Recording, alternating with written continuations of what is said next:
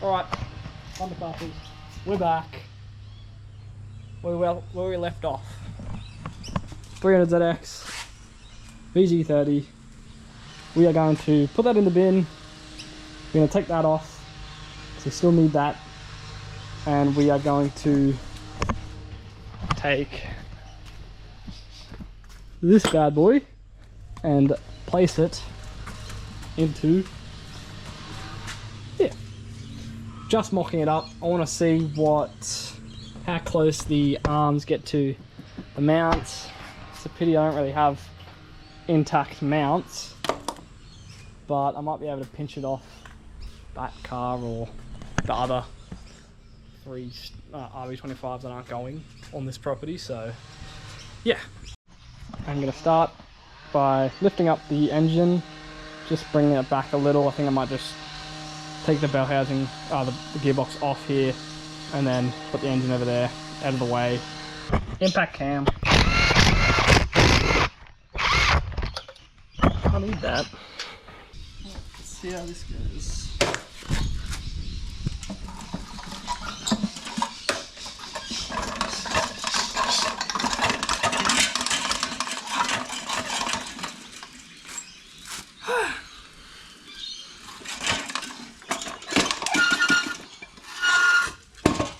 A glove. That's how it went. Whoa.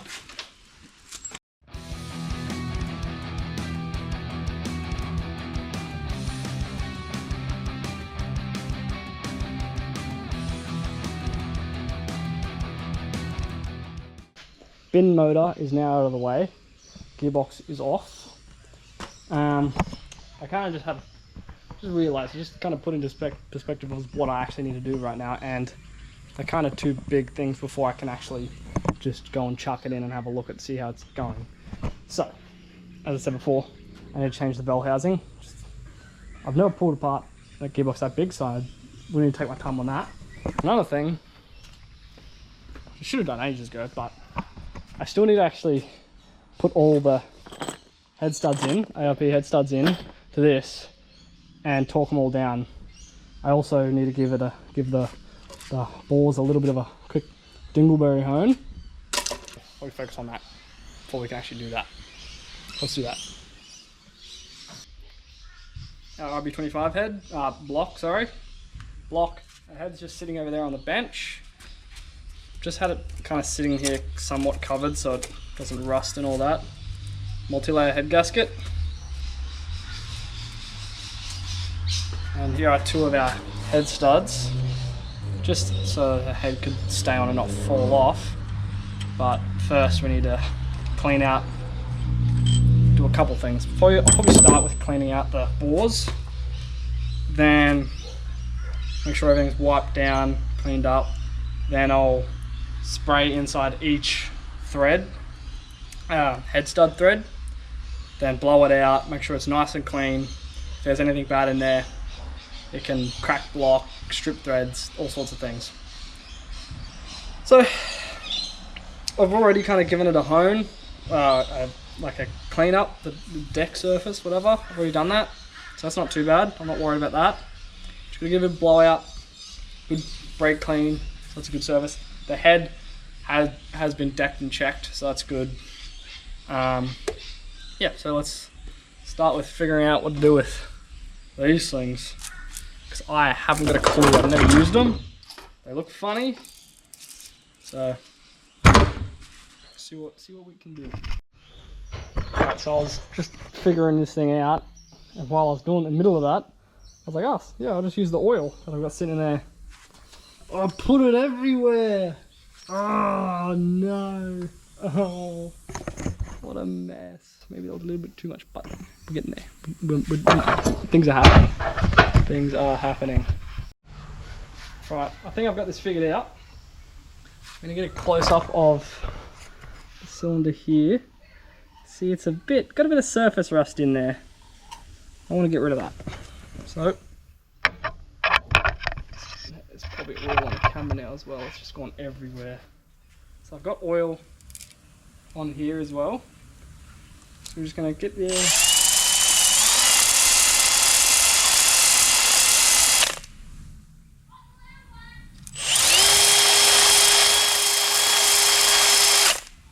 go too far. But yeah, look at that. That's doing terrific. Give it a wipe.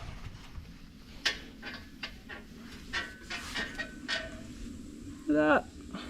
Almost clean. There's probably some heavier bit of stuff in there, but I'm not worried about that. Like I don't want to score it too much. Actually, I probably need to do a little more over. We need to do a bit more actually. Let's do some more. All right, so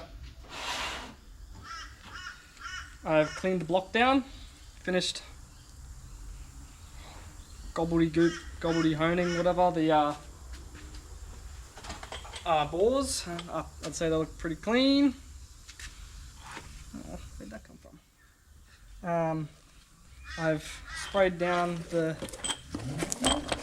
deck of the block, so that's nice and clean. I've sprayed it and wiped it.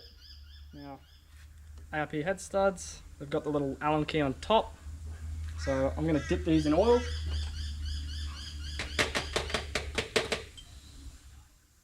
Not too much, just a little bit. Just bubbles. And put them down the cylinders. I've cleaned out, no, not the cylinders, the threads. I've cleaned the threads out, blown them out. I wiped down the head gasket, multi-layer head gasket for more boost. Now, you're supposed to do these till they're hand tight and then back them off once on half a turn. Okay, now the head is ready to go on. I hope I didn't forget anything.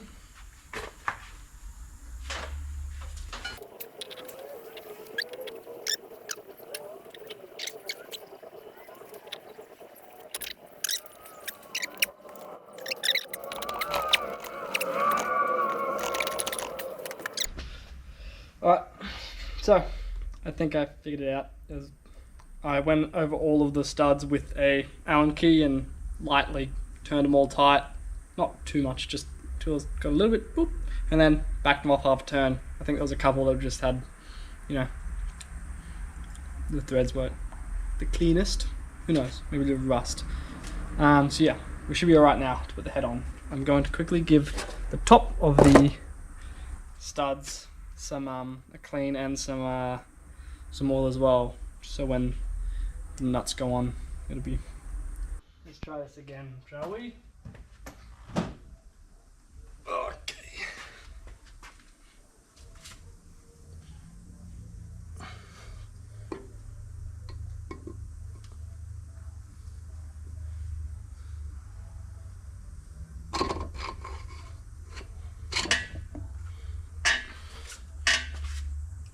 Certainly went down a lot smoother, that's for sure.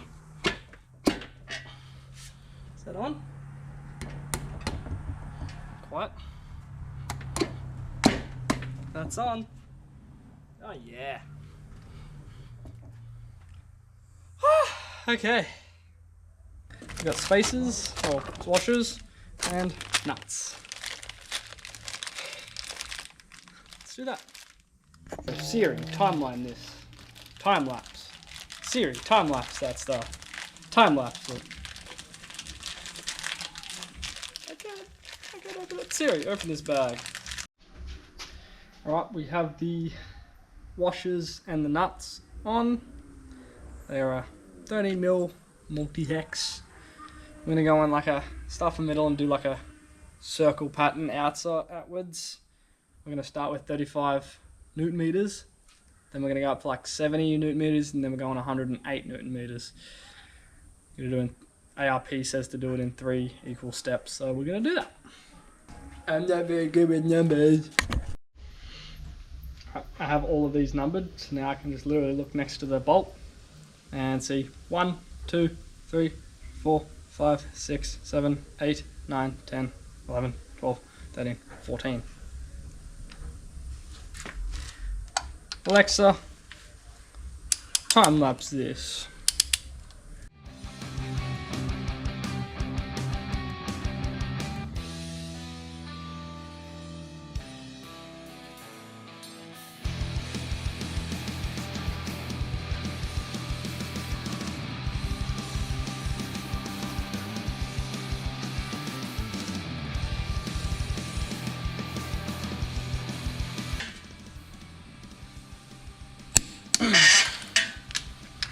Last one.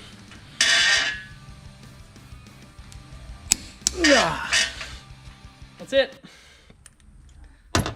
That was the scary part, but wasn't too bad. I'm happy. She's all talked, I hope. That thing's not going anywhere. So now, it's good. I know it's not going to go anywhere. It's going to be good. It's good. 500 horsepower. Okay. Time to go shit myself or something. Alright, head is all on. Of course it's been on, but all the studs, nuts, whatever has been torqued. They are good. So might as well move on to putting the cams in. I'm going, first we're going to chuck the lifters in. They've been soaking in oil for a very long time, so they should be very good. So I'm going to slap them. Lifters are in. They are buckets, whatever you want to call them. They are, I've just shoved a bunch of oil all over everything. And I'm going to continue to do that with the cam. Something like that. Something along those lines.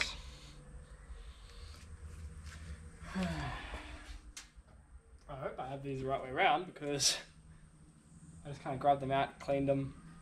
I think they're still in the right spot. Pretty sure that's the exhaust. This is the intake.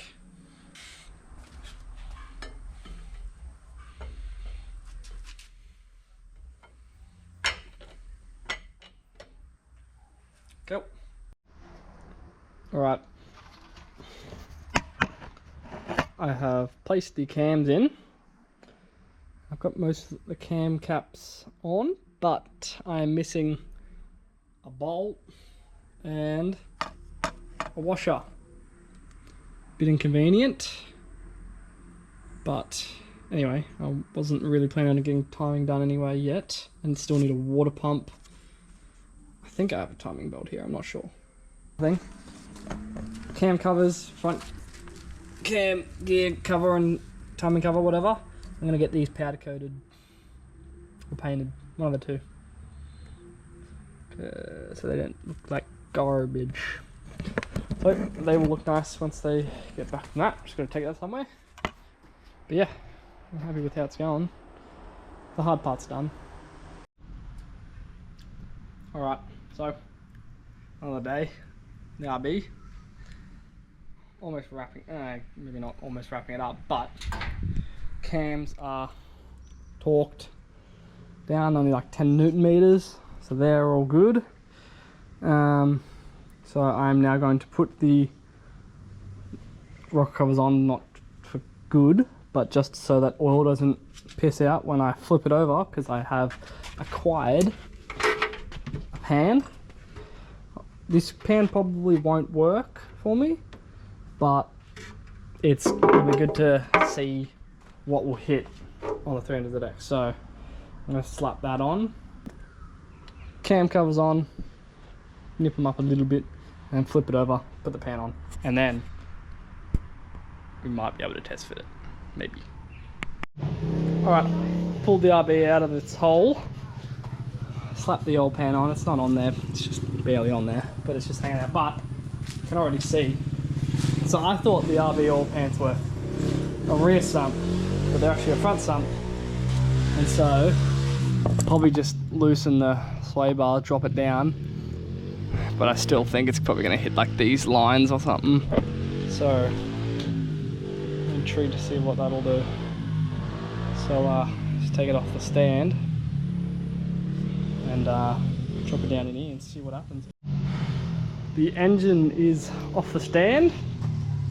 Got some engine arms just hanging out there. Not like they're going to do much anyway. Not like they're going to be even close. But let's just see what happens. See how it goes. See what it looks like in there as well. Alright, here is, I'll assume, the first of many, many test fits. Let's see what happens. About to hit the bonnet. Probably should have taken that off, but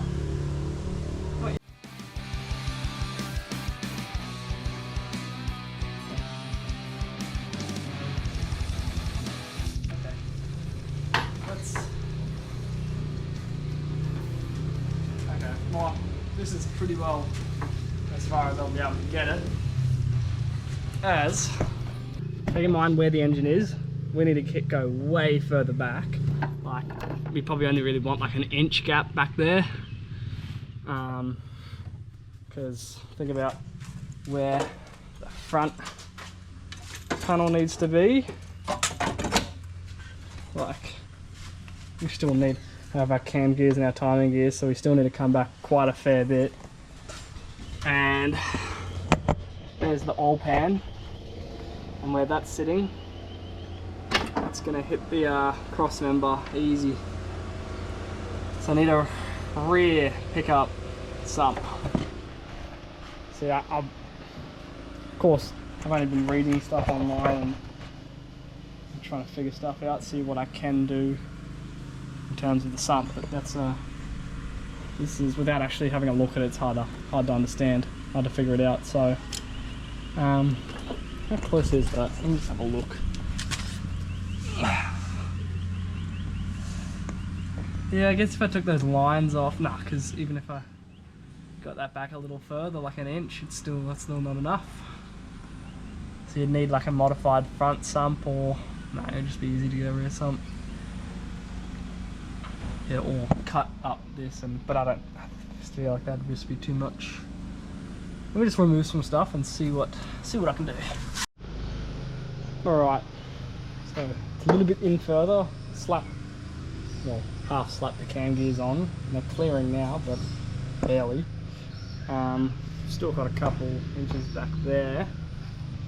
I lowered the sway bar, got rid of those power steering lines, and we're right up against the cross member. So, yes, it's actually kind of close. So yeah.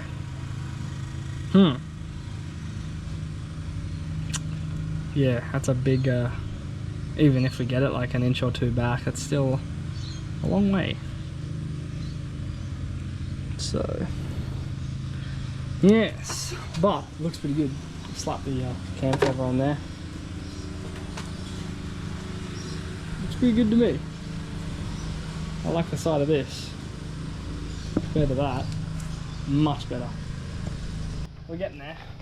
We're not really getting there. We're still very far off, but the engine's almost ready. Like almost together. God, it doesn't look ready whatsoever. Still got to do timing. The cam gears back on properly. I can't remember if I have a timing belt kit or not, but I got a water pump for it, so that needs to go on. Need to get that seal.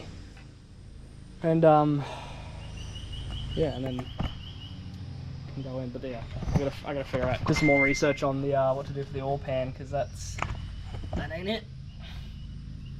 Got heaps of space back here, I think. So yeah, a bit better. I'll probably use this footage actually to help me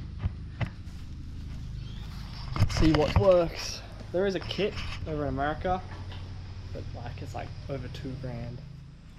I don't want to pay that much, so I'm gonna do it myself. Anyway, I'm not sure if I gave much context to this car. I almost fell over. Anyway, so I bought this car at the start of the year out in almost at Toowoomba, and it's listed for $6K. I didn't want to pay that. I offered them $3 grand, and they were like, they got someone that's interested in it for $4K, but they weren't replying, so how about $3,500? So I was like, alright, sweet, sounds good to me. That's pretty good for a manual complete car.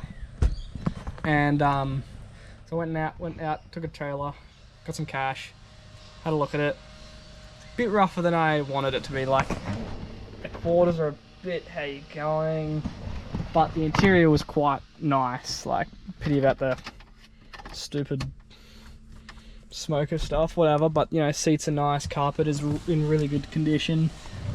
But the outside was a bit rough, paint's gone, fiberglass aftermarket bonnet, not a fan. So I offered him 3, I told him, like, I'm on the fence. I don't really want it considering the condition, but give it to me for 3K, I'll take it. And he took it. So 3K, I got this for, took it home, and I haven't really touched it since, apart from putting these Stitch, Riverside Stitch wheels on it, as it came with these god awful 18s. Ugh, disgusting. It came with coilovers, which is quite nice. I don't know what they are, but you can see that they seem to be different brand front and rear. But it's a 2+0, so no rear seats. As you can see, the fuel flap is in the front of the wheel well instead of the rear, and it's shorter. This glass is shorter. It's, I think, 6 inches shorter than the 2+2. It's a slick top, so no Targas, which I really like the Targa tops. I wish this was a Targa top, and I wish it was a 2+2, because I like having rear seats and the longer car. But for 3K manual, I can't be too mad about that, especially considering how complete it was and the manual stuff. So yes, there you go, there's some context. It's not the cleanest car, but it would make for quite a good track car, I reckon. But also, you know, if I pretty up the outside, the inside's already quite nice, so maybe street car, whatever. I'm yapping too much. Yeah, there's some context on the car. I love 300ZXs. I've had a few and they've all just been really bad. Mostly the engines. I had one that was pissing out oil everywhere. One that, like, the auto box got stuck in third, I think. I had to actually jack it up the back. I got into a parking lot, Hungry Jack's, and drove forward in, and I shouldn't have done that. Had to jack up the back and push the car out just to get it out. So that was dodgy. And I had another one, a twin turbo manual, but it was constantly misfiring.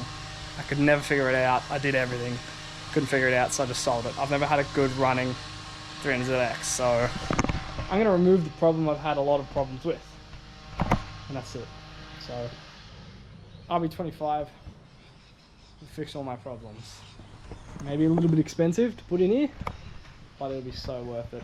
RB25 sounds, RB25 parts, so much cheaper, so much easier to work on because you don't have so much stuff there. Like, it'll be way better. That's why I'm swapping it. Anyway, I'm gonna leave it at that. See you in the next one.